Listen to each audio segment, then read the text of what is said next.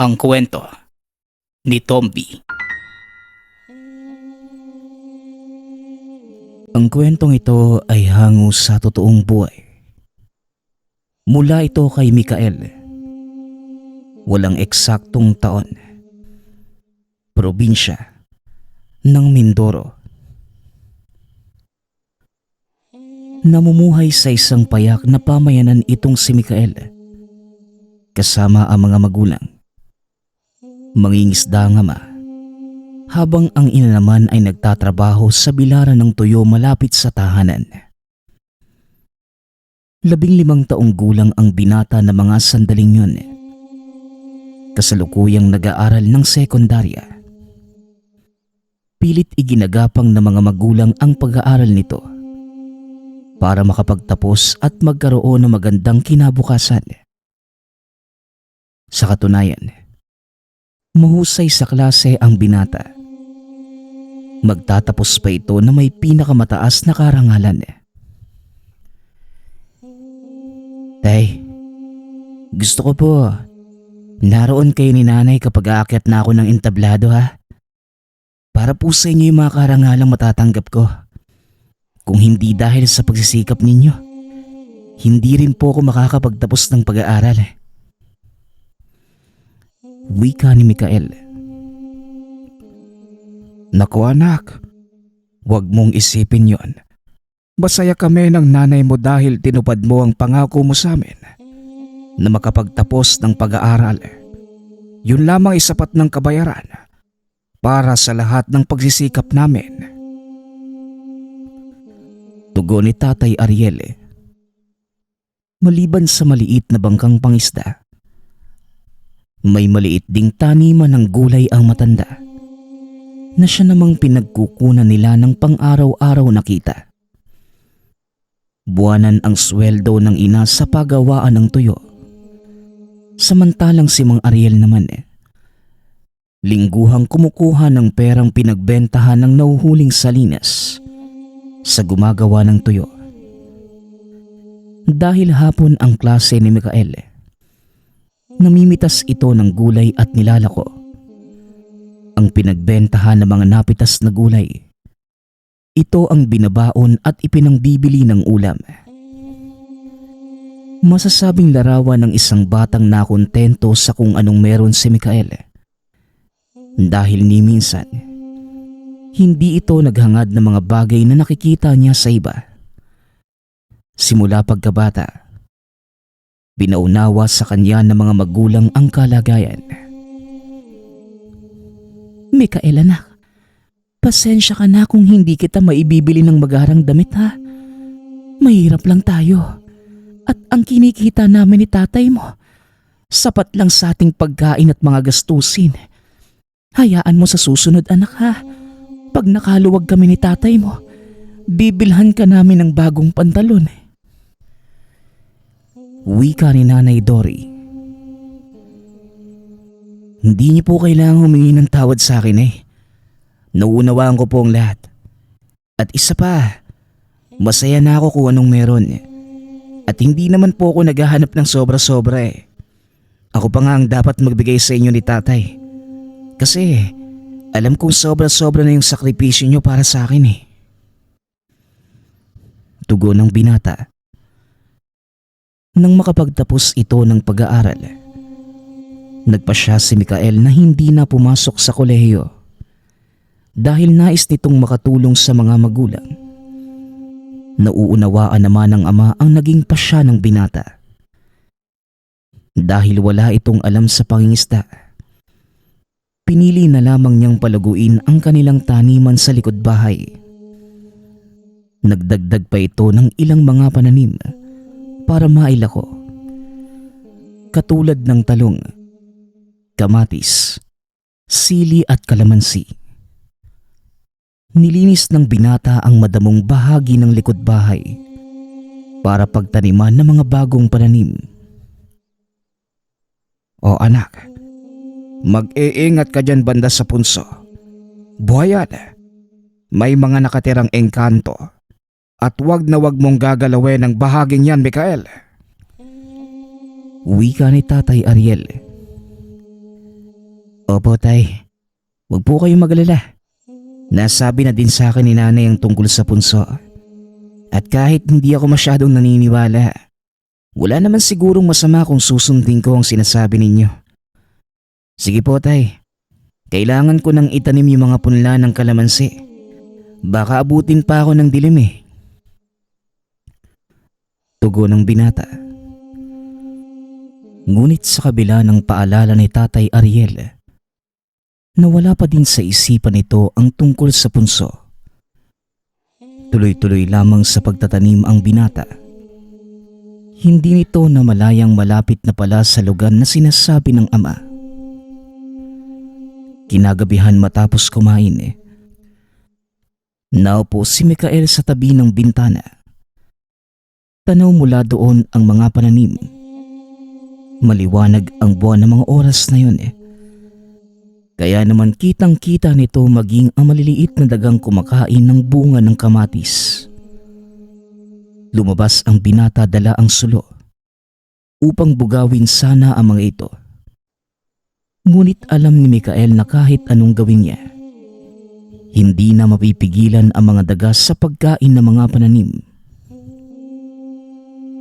Ay nako, bahala na nga kayo. Tirahan nyo na lang ako ng mailalako ko bukas ha. Pakiusap, huwag nyo nang kainin yung puno para pare-pareho tayong makinabang. Sige na, kayo na muna. Bukas na lang ako. Wika ni Mikael. Napangiti na lamang si Tatay Ariel sa sinabi ng anak. Kung pababayaan mo mga dagang kainin ng mga pananim mo, abay, wala ka nang kikitain yan. Wika ng ama. Ayos lang po yun tay. Ang importante, may mga kaibigan akong natulungan. Isa pa, kahit anong pigil ang gawin ko sa kanila, wala din namang silbi. Babalik at babalik lang din ng mga daga. Kaya hinahayaan ko na lang sila. At sinabi kasi sa akin ni nanay na kapag kinausap ko ang mga daga, hindi nila gagalawin yung mga pananim ko. Sige tay, matutulog na po ako ha. Gabi na eh. Tugon ng binata. Matapos maglinis ng katawan dumiretso na sa silid si Mikael para matulog. Mag-iisang oras nang nakahiga ang binata. Ngunit hindi pa din ito dinadalaw ng antok. Naisipan itong lumabas ng silid upang magpahangin sa maliit na beranda sa harapan ng tahanan. Nakaupo ang binata habang umiinom na mainit na gatas para makatulog. Hanggang sa mapansin ito na tila may maliit na nilalang na lumilipad sa punso. Hindi nito masyadong maaninag ang figura. Kaya hinayaan na lamang niya ito.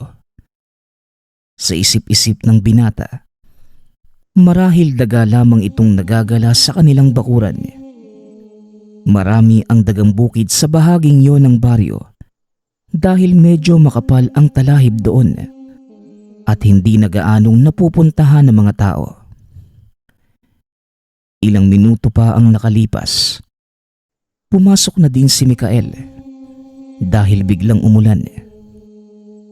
Kinabukasan maaga itong bumangon para mag-ani ng mga gulay na ilalako.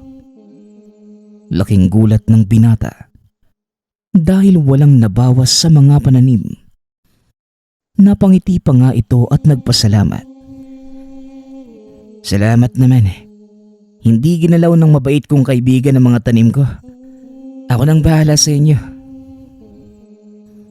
Wika ni Mikael.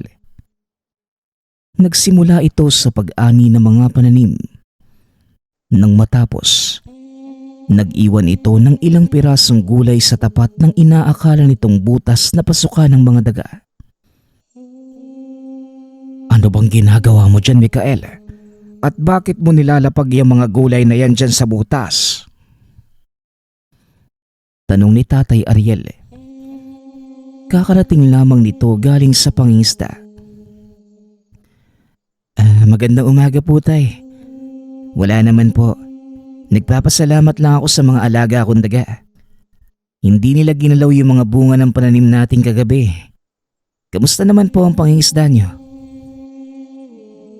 Tugon ng binata. Mabuti naman.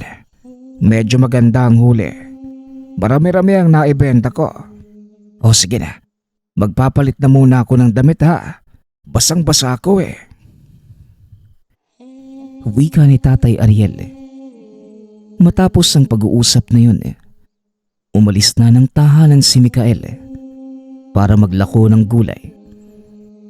Kinahapunan masaya itong umuwi ng tahanan.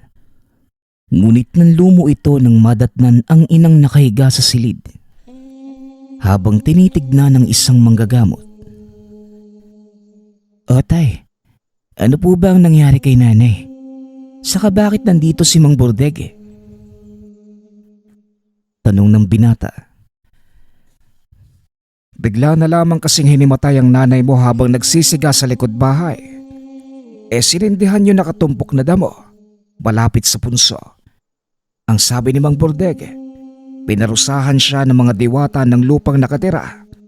Pero hindi pa sigurado kung ano ang totoong nangyari. Kasalukuyan pa siyang sinusuri ni Mang Bordeg. Tugon ni Tatay Ariel. Maya-maya ay tumayo ang manggagamot. Kinausap ang mag-ama. Tama ang hinala ko. Diwata nga ang may kagagawa ng pagkahimatay ng asawa mo, Ariel. Wika ng manggagamot. Ano naman po ang pwede nating gawin para gumaling ang asawa ko? Mag-alay kayo. Humingi ng kapatawaran para sa ginawa nyo. Sabihin niyong hindi sinasadya ang nangyari. Kapag hindi pa ito gumana, ipatawag niyo ako at ako mismo magpaparusa sa kanila. Wika ng manggagamot. Hindi na nagsayang pa ng oras si Mikael. Dali-dali itong lumabas ng tahanan upang bumili ng mga pang-alay. Ngunit pinigilan ito ng manggagamot. Sandali lang, Mikael. Kapag mag-aalay ka sa mga diwata, dapat sarili mong pinaghirapan. Magluto ka ng matamis na pagkain, kagaya ng kakanin, pati latek. Paborito yan ng mga elemento. Wika ni Mang Bordeg. Sige po, salamat sa payo, Manong. Sandali lang po at bibili ako ng malagkit at gata. Tugon ng binata. Hindi nito alintana ang pagod sa buong araw na paglalako. Sinunod nito ang sinabi ng manggagamot. At nang maluto na nito ang kakanin, naglagay ito ng kaunti sa platito at dinala sa punso. Mag-iingat ka, anak ha. Maaring hindi tanggapin ng mga engkanto ang iaalay mo at mapasama ka pa. Wika ng matanda. Wala naman pong masama kung susubukan natin, tay. Malay mo naman, tama ang sinabi ni Mang Bordeg. Tugon ng binata. Bagaman kabado ito, tinuloy ng binata ang pag-aalay. Inilapag ni Mikael ang dalang pagkain sa harap ng punso. Nagsimulang kausapin ang mga hindi nakikitang nilalang. Magandang hapon sa inyo, mga kaibigan. Pasensya na kayo kung may nagambala o nasaktan man sa inyo, ha. Hindi naman yung sinasadya ng nanay ko eh. Isa pa, hindi niya din alam na may naninirahan pala dito. Kaya heto ako, nagdala ng makakain niyo. Bilang alay at paghingi ng tawad sa inyo. Sana, pagalingin niyo na ang nanay ko at maging magkaibigan tayo. Wika ni Mikael. Matapos ay iniwanan nito ang pagkain. Pumasok ang binata sa loob ng tahanan upang magpahinga. Ngunit ilang minuto lamang ang nakalipas ay biglang umulan ng malakas. Dali-daling bumangon sa higaan ang binata at nagdala ng payong papunta sa punso. Nanlaki ang mga mata ng binata dahil wala na ang pagkaing nilagay. Ang tanging naiwan na lamang ay ang platong pinaglagyan nito. Napakamot ng ulo si Mikael. Muling pumasok sa loob ng tahanan. Bahagyang nanlumo ang binata dahil nang silipin ito ang ina. Nakahiga pa din ito at hindi nagigising. Mukhang hindi mga diwata ang kumuha ng alay mo, anak, ah. Pero ayos lang. Pupuntahan ko na lang si Mang Bordeg. Siya na ang bahala sa mga... Hindi na naituloy ni Tatay Ariel ang sasabihin dahil biglang nagsalita ang ina. Anong gagawin mo doon kay Mang Bordeg? Bakit? Sino ang papatignan mo? Tanong nito. Laking gulat ng binata dahil nakita nitong nakatayo na ang ina sa pinto ng silid. Nay, magaling na po kayo. Mabuti naman at pinakinggan ng mga kaibigan ko ang aking hiling. Tinanggap nila ang alay ko. Tugon ni Mikael. Anong alay ba, anak? Sinong mga kaibigan? Nawalan ka ng malay habang nagsisiga doon sa likod. Hindi kita magising. Kaya pinatawag ko si Mang Bordeg. At ayon sa kanya, binalikan ka ng mga diwata ng lupang nakatira doon. Kaya ka nawala ng malay. At ito naman si Mikael. Nagluto ng suman. Dinala sa punso bilang alay. Kaya ka nagising. Pagpapaliwanag ni Tatay Ariel. Kung meron mang hindi naniniwala sa mga engkanto sa pamilya, yun ang nanay ng binata. Ayon sa kanya, lika lamang ito ng isipan ng mga tao. Ginagawang panakot sa bata upang wag nang magpunta sa isang lugar. Ay nako, nagpapaniwala kayo sa albularyong yon. Laging lango sa alak ang matandang yon. Napagod lang ako, kaya ako nahimatay. Yun lang yun. Muling wika ni Nanay Dory.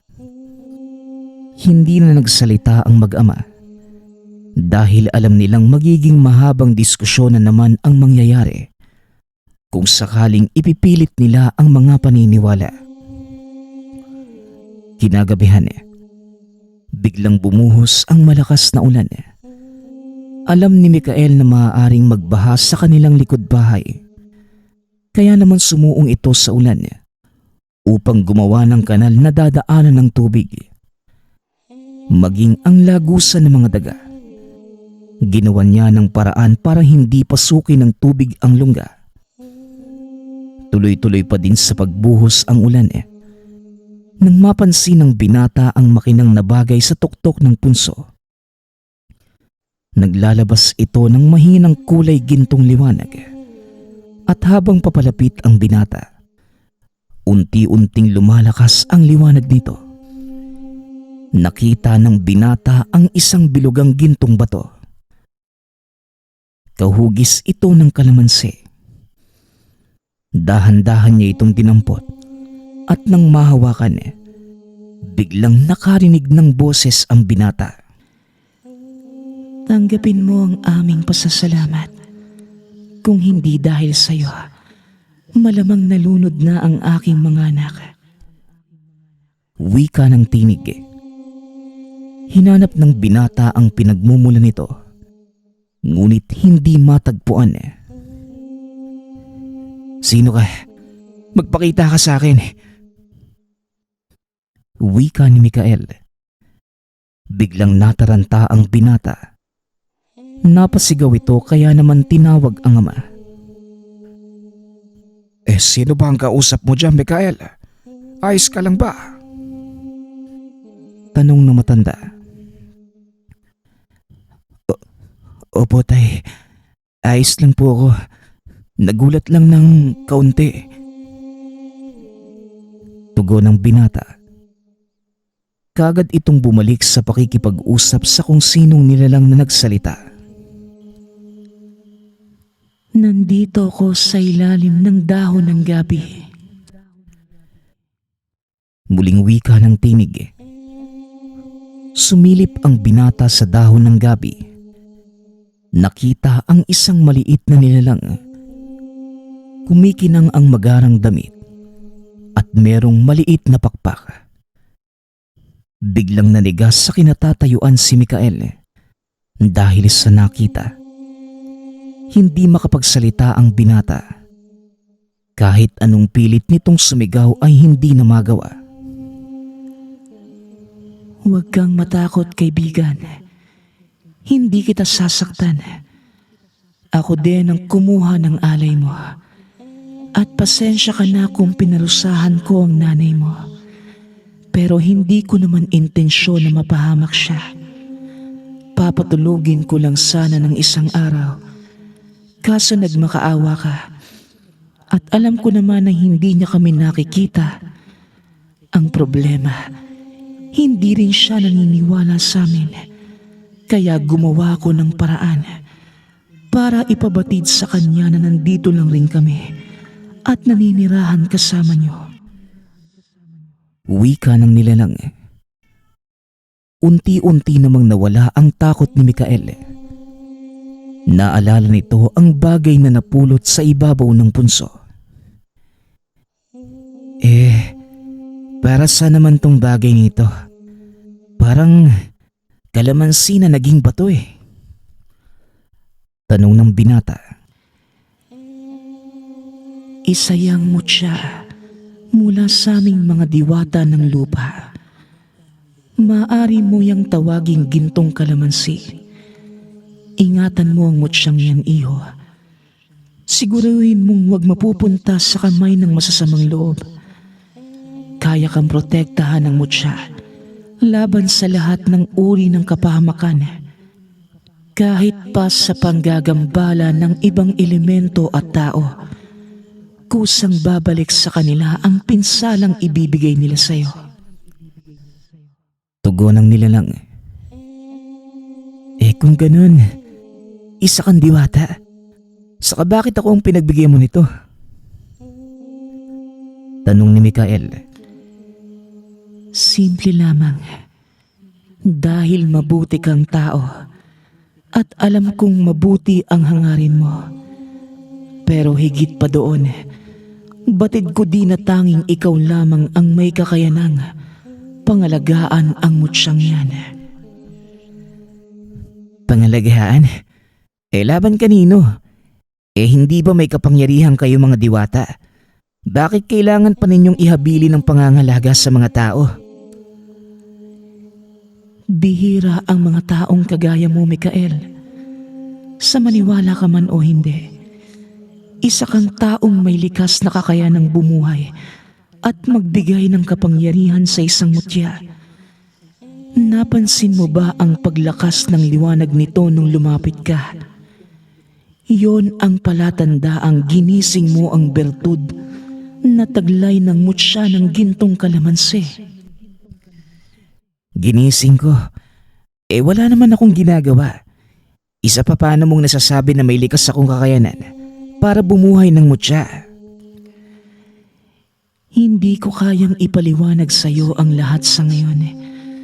Ngunit sa pagtagal ng panahon, malalaman mo kung ano ang sinasabi ko.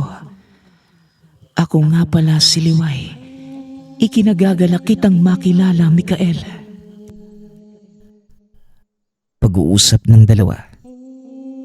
Matapos ay biglang naglaho ang nilalang. Hindi pa umalis si Mikael sa tapat ng punso. Kahit patumila na ang ulan at humupa ang baha. Kung hindi pa umihip ang hangin at hindi nakaramdam ng lamig, hindi pa ito aalis sa lugar. Lingid sa kalaman ng binatang pinagmamasdan siya ng ama habang nakatayo sa harapan ng punso. Ano bang ginagawa mo doon? At bakit ka nakatulala sa harapan ng punso? Baka mamaya nanuno ka na ha. Sandali at susunduin ko si Mang Bordeg. Wika ni Tatay Ariel. Naku tay, wag na po. Ano kasi, andun banda sa punso yung pinakalabasan ng tubig eh. Kaya binantayan ko para wag bumara. Yun, ganun nga. Pagdadahilan ni Mikael, buti na lamang ay nakalusot ito sa ama. O siya, magpalit ka na ng damit at tumutulog ka. Tumila na ang ulang kaya susubukan kong lumaot para may pangbenta at pangbilad ang nanay mo bukas. Wika ng matanda. Malalim na ang gabi ng mga oras na yun eh. Kaya naman pinigilan ni Mikael ang ama. Naku tay, ipagpabukas na po ninyo ang pagpalaot. Hindi naman iiyak si nanay kung wala siyang mabibilad eh. Isa pa, hindi natin alam ang takbo ng panahon. Mamaya niyan bigla na namang bumagyo. Mapahama ka ba? Naku anak, huwag kang mag-alala. Sanay din naman akong mabagyuhan sa laot eh. Pagmamayabang ni Tatay Ariel. Akmang lalakad na ito palabas ng tahanan nang bigla muling bumuhos ang malakas na ulan. Ay nako, mukhang ang ayaw ako palisin ng ulan na ito ha. Baka tulog na nga lang. Wika ni Tatay Ariel. Napangiti si Mikael dahil alam niyang kagagawan ito ng bagong kaibigan. At dahil tinulungan mo ko, gagabayan ko din ang pamilya mo. Simula sa araw na ito, ako na ang magbabantay sa mga magulang mo at sa lupang kinatatayuan ng tahanan niyo. Wika ni Liway. Laking gulat ni Mikael dahil nakita nitong nakaupo ang nilalang sa kanyang balikat. Ganyan ba talaga, Liway? Bigla-bigla ka nalang sumusulpot eh. Tanong ng binata. Masanay ka na dahil kahit hindi mo ako nakikita, palagi lamang akong nakabuntot sa'yo. Tugon ng diwata. Kinabukasan, kagaya ng nakagawian eh, maagang gumising ang binata para mamitas ng mga gulay. Araw ng merkado sa kanilang bayan ng mga sandaling yun eh. Balak nitong dalhin ang mga gulay sa palengke para maibenta ng mas mataas na halaga. Medyo malawak ang taniman ng binata, kaya naman marami-rami ang naani nito. Sinilip din ni Mikael ang mga tanim na kalamansi. Nakitang maganda ang tubo ng mga ito. Ang ilan ay namumulaklak na, habang ang ilan ay may maliliit ng bunga. Bagay na ipinagtataka ng binata dahil halos ilang araw pa lamang ang nakalipas simula nang itanim niya ang mga ito. Pagkarating sa bayan, inilatag ng binata ang mga mais at iba pang gulay na naani. Naupo ito sa tabi habang naghihintay ng mga mamimili. Maghanda ka, Mikael. May panganib na paparating. Babala ni Liway. Napatayo ang binata dahil biglang uminit ang nasa bulsa nito. Teka, anong ibig mong sabihin? Anong panganib? Wala naman akong... Natigil sa pagsasalita ang binata nang makitang papalapit sa kanya si Mang Bordeg. Magandang umaga sa iyo, Mikael. Abat, dinala mo na din pala sa palengke ang mga naani mong gulay. Maganda yan.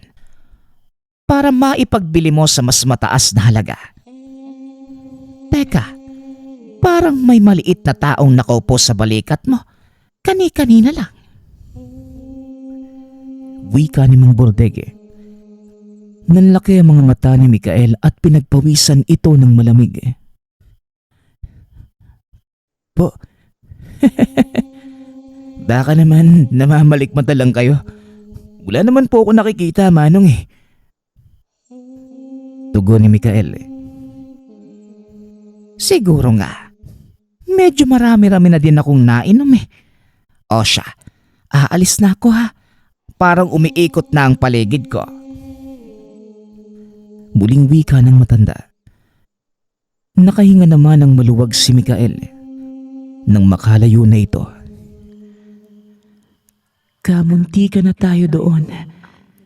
Pero hindi siya ang sinasabi kong panganib, Mikael. Tumingin ka sa kabilang dako ng kalsada. Napapansin mo ba ang dalawang batang yun? Tanong ni Liway. Oh, bakit? Anong mali sa kanila? Tugon ni Mikael. Tignan mong mabuti. Dapat nakikita mo na ito ngayon. Tugon ng gabay. Nanlaki ang mga mata ni Mikael dahil tila tumatagos ang tingin niya sa dalawang bata. Nakatitig na din ang mga ito sa kanya habang nakangiti. Anong nangyayari? Bakit parang tumatagos ang tingin ko sa kanila? Iyon ay dahil hindi sila mga tao. At ang nakikita mo ay pawang ilusyong nagtatago kung saan ang totoo nilang anyo. Pero huwag kang mag-alala dahil hindi sila sasalakay sa ganito karaming tao. Tugon ni Liway. Itinuloy ng binata ang pagbebenta ng mga gulay hanggang sa maubos ang mga ito. Tanghali na nang magpasyang umuwi ang binata. Dumaan muna ito sa isang karinderya upang kumain. Habang nakaupo, panay ang tingin ng binata sa labas. Muli nitong nakita ang dalawang bata. Nakatayo ang mga ito sa ilalim ng isang puno. Humanda ka, Mikael. Dahil sa oras na lumabas ka sa karinderyang ito, magsisimula silang sumalakay. Pero akong bahala, hindi ka nila masasaktan. Pangalagaan mo lamang ang mutya at ako ang mangangalaga sa iyo. Wika ni Liway. Hindi na sumagot pa ang binata at abot langit ang takot nito.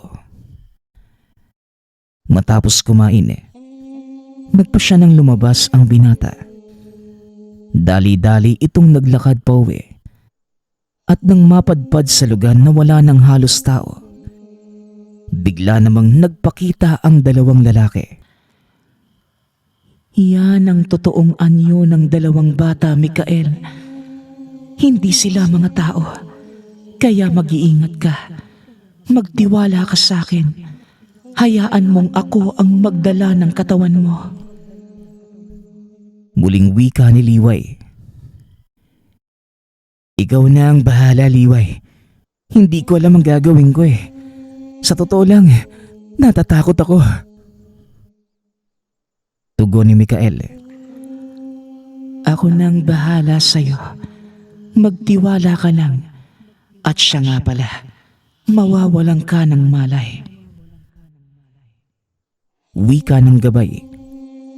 Biglang nagdilim ang paningin ng binata. Hindi na alam ang sumunod na nangyari.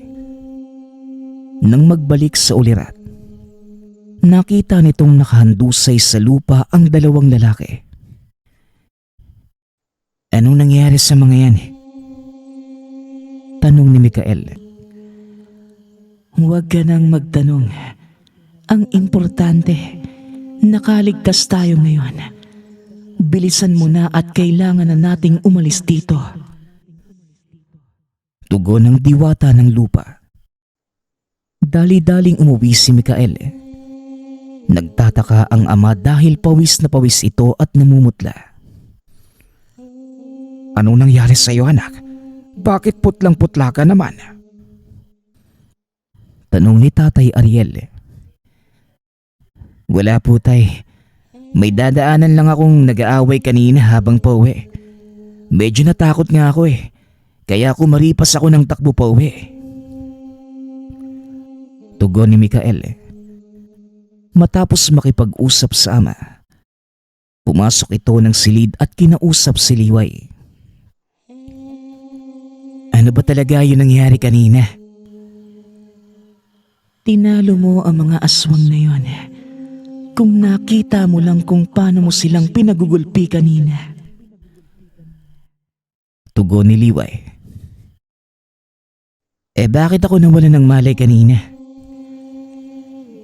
Kinakailangan kong gawin yon. Dahil maaaring hindi kayanin ng isipan mo ang mga makikita. Iyon ang unang pagkakataon mong makalaban ng mga aswang.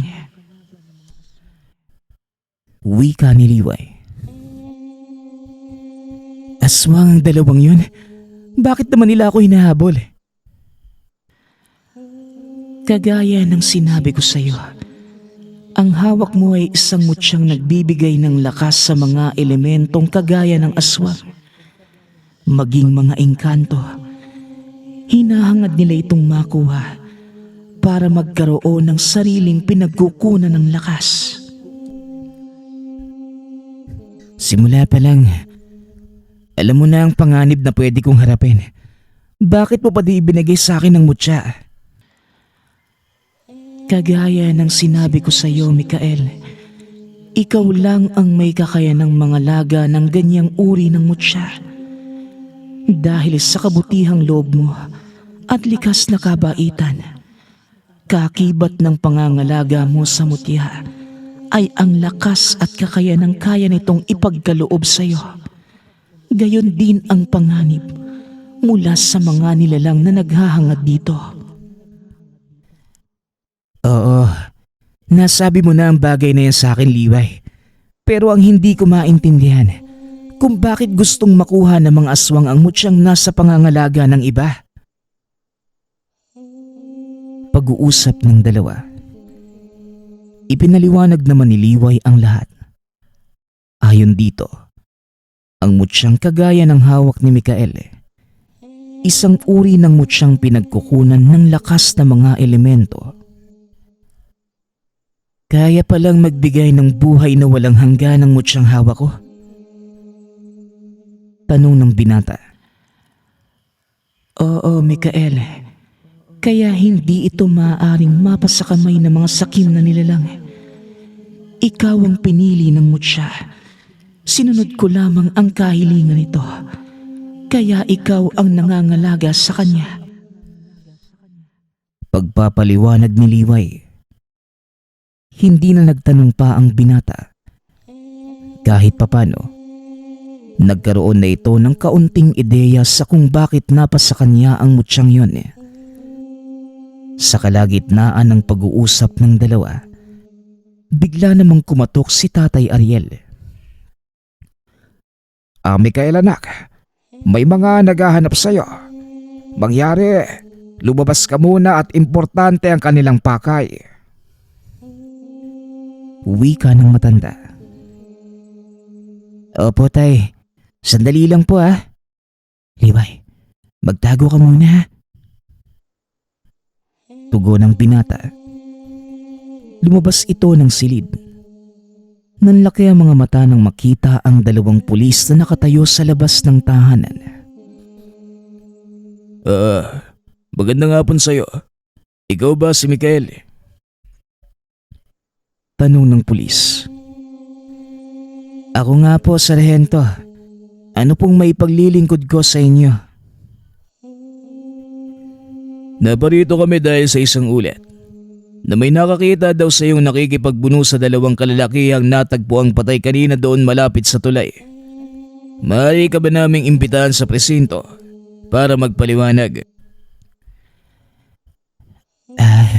Sige po. Wala naman pong problema. Magbibihis lamang ako. Tugon ng binata. Matapos magbihis, sumama ito sa mga pulis. Nakaupo lamang si Liway sa balikat ng binata. Huwag kang mag-alala. Wala silang makukuhang impormasyon sa iyo. Dahil wala kang malay nang mangyari ang sinasabi nila. Huwag ka nang magsalita. Magtiwala ka na lang sa akin. Ako na ang bahala. Wika ni Liway. Hindi na nagsalita ang binata hanggang sa marating ang presinto. Naupo si Mikael sa harap ng mesa ng pulis. Nagpakilala muna ito sa kanya bago magsimula ang pagtatanong. Ako nga pala si Sargento Luis. Kagaya ng sinabi ko, huwag kang mag-alala dahil may itatanong lang naman kami sa'yo. Pagkatapos nito, pwede ka nang umuwi. Wika ng pulis. Sige po, ano po ba ang gusto niyong malaman? May nakapag-ulat na ikaw daw ang huling nakaaway ng dalawang lalaking nakitang patay doon malapit sa tulay sa bayan. Pwede mo bang sabihin sa amin kung ano ang totoong nangyari? Wika ng pulis. Sa pagkakataong yun, si Liway ang nagsalita sa pamamagitan ng pagsanib kay Mikael. Naglalakad ako pauwi ng bahay nang harangin ako ng dalawang kalalakihan. Sinubukan nilang kunin sa akin yung napagbentahan ko ng mga gulay. At dahil hindi ko binigay, nagalit sila. Sinubukan akong saktan. Mabuti na lang, may bahay ng bubuyog sa bandang likuran ng mga lalaking yun. Nasagi ng isa sa kanila ang pugad. At ayun, inatake sila ng mga bubuyog. Hindi ko na po alam ang susunod na nangyari. Kasi tumakbo na po ako eh. Pagpapaliwanag ni Mikael. Tumugma naman ang paliwanag ng binata. Dahil natagpuan nga ang mga itong punong-puno ng pantal sa buong katawan. Dulot ng kagat ng insekto. Ganun ba? Bakit hindi ka dumiretso sa mga pulis? Muling tanong ng sarhento. Pasensya na po. Hindi ko na naisip yun eh. Sa pag-aakalang hindi naman nila ako maaabutan. Kaya dumiretso na lang po ako pauwi. Ganun ba? O siya, yun lang naman ang gusto kong malaman. Makakauwi ka na. Wika ni Sargento Luis. Dali-daling tumayo ang binata at lumabas ng presinto. Habang nasa daan pa uwi, muli naman itong nakasalubong si Mang Burdege. Sa pagkakataong yun, kasama nito ang apong si Goryo. Oh, Mikael, ba't ginabi ka na yata sa pag-uwi? Hindi ba kagad naubos ang paninda mo? Tanong na matanda. Hindi naman po, Manong. Ang totoo, galing po ako sa presinto. May tinanong lang sa akin yung mga pulis tungkol doon sa nangyaring patayan. Kayo po, saan kayo pupunta? Himalaya at ang kasama mo si Goryo ngayon eh. Tugon ng binata. Sasamahan ko lang si Lola ng manggamot. Pinasundo kasi siya ng mga taga-kabilang bayan eh. Medyo nakainom na to. Wika ni Goryo. Sa hindi malamang dahilan, biglang nagkaroon ng interes ang binatang sumama sa matanda. Maaga pa naman para umuwi. Maaari ba akong sumama sa inyo, Mang Burdege? Gusto ko lamang makita kung paano kayo manggamot. Tanong ng binata. Walang problema. Kung yan ang gusto mo, tara na at baka gabihin pa tayo. Tugon ng matanda. Nagpatuloy ang mga ito sa paglalakad. Pagkarating sa tahanan ng pasyente, nakita ni Mikael ang napakadaming tao. Bakit naman ganyan karami ang tao? Ano bang nangyari sa pasyente? Tanong ni Mikael. Sabi kasi ng sumundo sa amin, sinapian daw ng engkanto yung pasyente. Kung ano-ano yung lumalabas sa bibig nito. May palaka, butiki at mga insekto. Tugon ni Goryo. Nanlaki ang mga mata ni Mikael sa sinabi ng kaibigan. Nakisiksik ang mga ito sa maraming tao hanggang sa tuluyang makapasok sa loob ng bahay. Tumambad sa binata ang nakahigang lalaki. Kagaya ng sinabi ni Goryo, nagkalat sa higaan nito ang maliliit na kulisa pati na din mga uod. Ano sa tingin mo ang nangyari sa kanya, Liway? Tanong ni Mikael. Hindi engkanto ang may gawa niyan sa kanya, kundi tao. Tugon ni Liway. Tao? Paano mo nasabi? Hindi sumasanib sa katawan ng tao ang mga engkanto, maliban na lang kung may permiso ito mula sa kanila, kagaya ng ginawa ko nung hinarang ka ng mga lalaki. Kung tao may gawa niyan, anong klaseng kapangyarihan ang meron siya? Isang malakas na mambabarang ang nagbigay ng sakit sa taong yan, at kaunting pagkakamali lang ni Mang Burdeg, maaari niya itong ikamatay o ng pasyente. Pag-uusap ng dalawa. Kinabahan si Mikael sa mga sinabi ng kaibigan.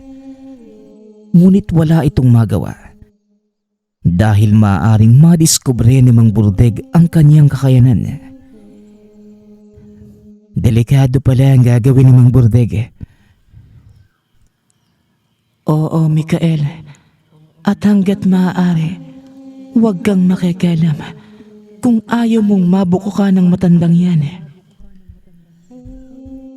Wika ni Liway habang pinapanood ang ginagawa ng matanda. Hindi maiwasan ng binatang mapuna ang kilos ng katawan ng pasyente. Tila may kung anong gumagalaw sa ilalim ng balat nito. Patuloy sa pag-uusal ng mga dasal si Mang Burdeg. Ngunit tila wala itong epekto sa pasyente. Lalo lang itong napapasigaw sa tuwing ilalapat na matanda ang mga kamay sa katawan nito. Mukhang malubha na ang kalagayan ng isang ito. Sabihin niyo sa akin, kailan pa nagsimulang maging ganito ang kalagayan niya? Tanong na matanda sa mga kaanak.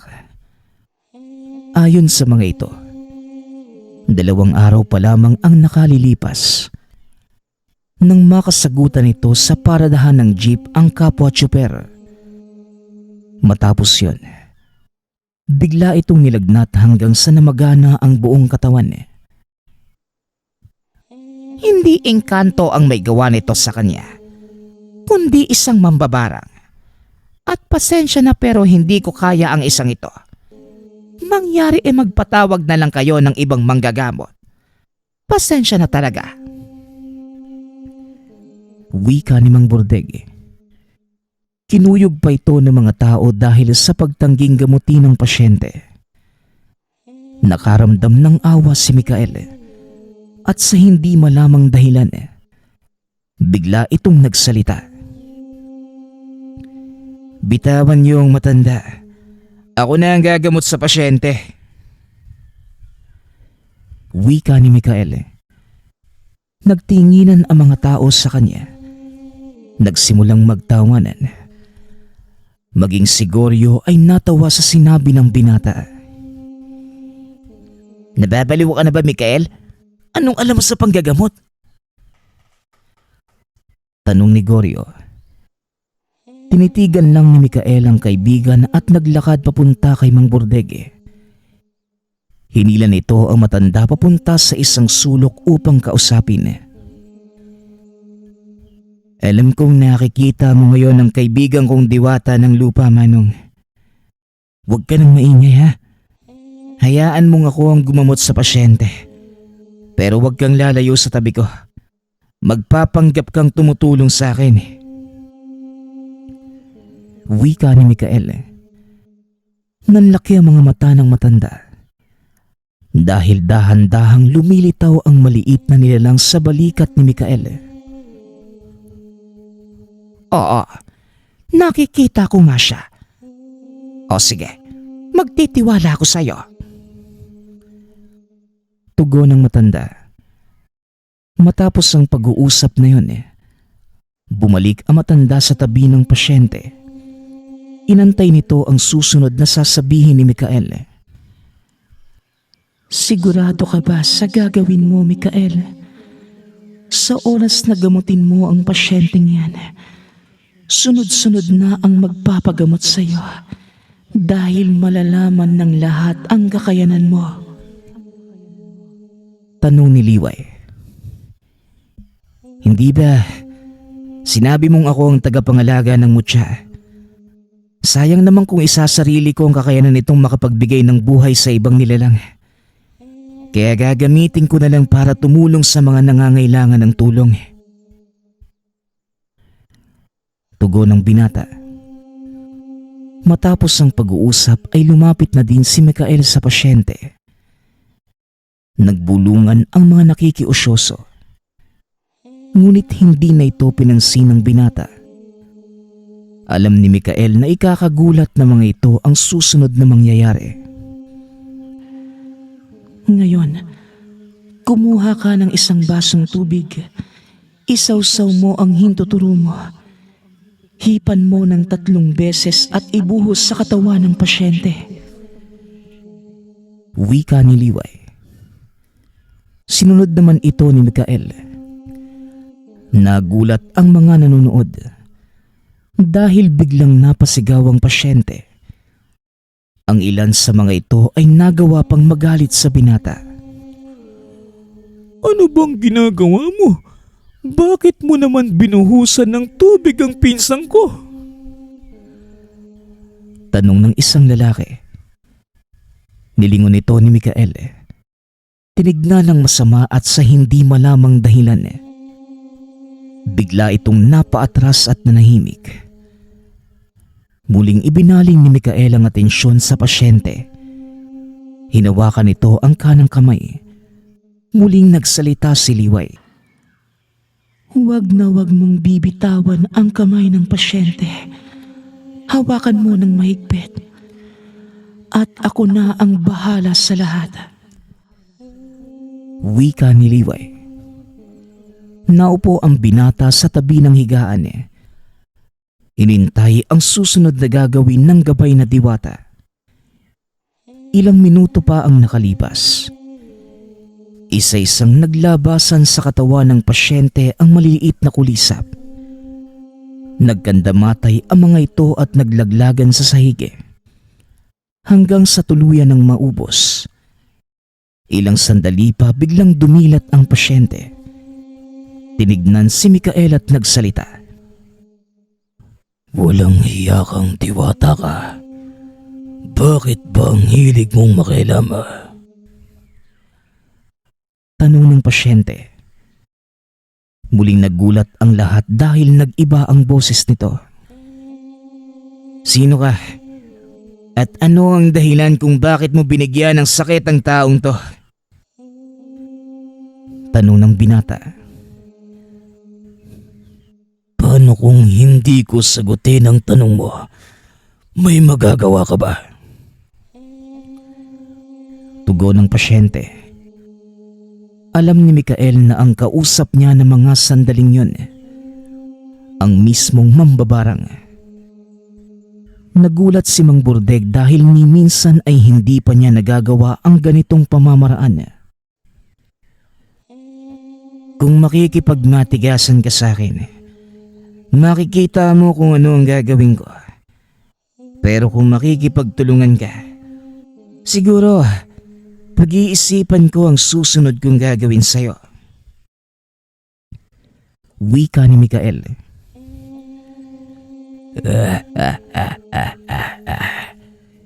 Hindi na masama para sa isang baguhang manggagamot. Malakas lang ang loob mo dahil sa diwatang nakapatong sa balikat mo. Oh, tama ka. Malakas ang loob ko. At hindi manghihinayang ang kaibigan kong diwata. Napatayin ka kapag hindi ka nakipagtulungan. Bakit hindi mo subukan? Matagal na akong hindi nakikipagkumbate sa isang totoong manggagamot. Matigas ang isang to, Mikael. Mag-iingat ka. Dahil pwede niyang baliktarin ang sitwasyon. Wika ni Liway. Tumango na lamang si Mikael at muling nag-isip. Ganito na lang. Kung hindi ka susunod sa mga sinasabi ko, bakit hindi natin subukan ng kaunti ang kaya kong gawin sa'yo? Wika ni Mikael. Hinawakan ng binata ang mutya at nilapat sa kamay ng pasyente. Biglang napasigaw ang nakasanib at naglupasay ang katawan ng pasyente. Patuloy lang si Mikael sa ginagawa. Mas lalong lumalakas ang sigaw ng pasyente hanggang sa tuluyan ng bumigay ang nakasanib. O na, itigil mo na ang ginagawa mo. Alisin ko na ang sakit ng kanyang katawan. Wika ng nakasanib. Biglang binitawan ni Mikael ang kamay ng pasyente na siyang pinakamalaki nitong pagkakamali. Anak nang, bakit mo naman binitawan ang kamay ng pasyente? Makakawala ang mambabarang. Anong sabi mo? Pasensya na, hindi ko naman alam eh. Huwag ka nang magsalita pa. Hawakan mo muli ang kamay ng pasyente. Pag-uusap ng dalawa. Ngunit nang hawakan ito ni Mikael, wala na ang nakasanib. Sinasabi ko na nga ba? Ngayon anong gagawin natin? Tugising siya. Wika ni Mikael. Sabay takbo palabas ng tahanan ng pasyente. Pinigilan pa ito ni Mang Burdege. Ngunit hindi na lumingon pa ang binata. Nagtawanan ang mga tao sa pag-aakalang tumatakas ang binata. Ngunit laking gulat ng mga ito nang biglang dumampot ng kahoy si Mikael. Walang pagdadalawang isip na hinataw ang isang matandang babaeng nakaupo sa ilalim ng puno. Napasigaw ang mga tao. Ang ilan ay sinubukan pa siyang awatin dahil wala namang kinalaman ang matanda sa gamutang nangyayari. Huwag kayong lalapit. Kung ayaw niyong kayo ang isunod ng mambabarang na ito. Tama ang narinig niyo mga kasama. Ito nga ang mambabarang na gumagambala sa pasyente. Wika ni Mikael. Nagulat ang mga tao nang makita ang maliliit na insektong gumagapang papunta sa katawan ng matanda. Apak-apak ni Mikael ang ulo nito habang nakadapa sa lupa. Huwag mo nang papakawalan ng isang yan, Mikael. Patayin mo na. Wika ni Liway. Gamit ang kakayanan ng mutya ng kalamansi, unti-unting tinupok ni Mikael ang kaluluwa ng mambabarang. Hindi makikita sa pisikal na katawan ang pinsalang dulot ng mutya. Ngunit alam ng lahat na wala na itong buhay. Matapos mapatay ang mambabarang, ipinagpatuloy ni Mang Burdeg ang panggagamot. Ang ilang tao naman ay nag-umpukan sa paligid ni Mikael na nooy nakaupo lamang sa sulok. Sunod-sunod na tanong ang ibinabato ng mga ito sa kanya. Ngunit hindi sumagot ang binata. Matapos ang gamutan, nagawang pagalingin ng binata ang pasyente sa tulong na di ni Mang Burdege. Mahusay ang ginawa mo, Mikael. Pero alam mo kung ano ang magiging kapalit niyan. Magugulo ang payapa mong buhay. Handa na po ako, Manong. Nandito na to eh. Pangangatawanan ko na lang. Pag-uusap ng dalawa. Nalaman din ng ina ni Mikael ang nangyari. Ngunit imbis na matuwa, kinutsa pa nito ang binata. Ngunit hindi yon naging hadlang para kay Mikael. Itinuloy nito ang panggagamot hanggang sa lumaganap sa kabayanan ang tungkol sa kanyang kakayanan. Dahil hindi sila nagkakasundong mag-ina, pinili ng binatang lisanin ang tahanan at magpakalayo-layo. Nagpagala-gala sa lansangan ang binata sa loob na mahabang panahon, at ang tanging ikinabubuhay nito ay ang mga alay na ibinibigay ng mga taong nagpapagamot sa kanya. Nakontento sa ganung buhay si Mikael, at dahil sa pag-alis nito sa tahanan, tuluyan din siyang tinalikuran ng ina. Samantalang si Tatay Ariel naman, linggo-linggong bumababa ng bayan para dalawin ang anak at dalhan ng makakain. Walang pagsisisi sa isipan ni Mikael na mga oras na yun, dahil alam niyang nagagampanan niya ang tungkuling iniatas sa kanya ng kalikasan, maging ng may lika. Ilang taon pa ang nakalipas, namatay ang ina ni Mikael. Sa pagkakataong yun, bumalik sa tahanan ang binata. Doon ipinagpatuloy ang panggagamot.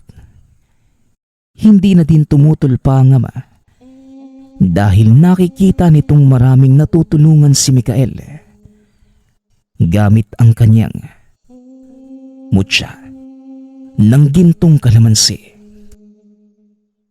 Nagpapasalamat nga pala ako sa lahat ng sumusuporta sa ating channel. Nawa ay patuloy niyong suportahan at pakinggan ang ating mga kwento. Hanggang sa muling pakikinig. Paalam.